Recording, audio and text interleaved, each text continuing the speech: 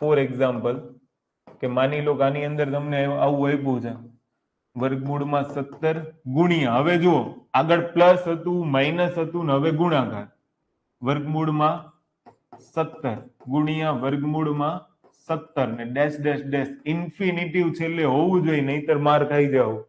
ધ્યાનથી સાંભળજો, શબ્દમાં મતલબ જે રકમ આપી છે ને એમાં છેલ્લે ઇન્ફિનિટિવ આવે તો જ આવા ફોર્મ્યુલા યુઝ કરજો, અધરવાઇઝ ભૂલ નહીં ખાતા. એ રીતે હમણાં હું તમને ગણાવું છું કઈ રીતના દાખલો થાય. ક્લિયર? ધ્યાનથી સાંભળજો. તો પ્લસ હતું તો +1 પ્લસ વર્ગમૂળમાં 1 plus 4a divided by 2, minus હતું તો -1 પ્લસ વર્ગમૂળમાં 1 પ્લસ 4a ડિવાઇડેડ બાય 2.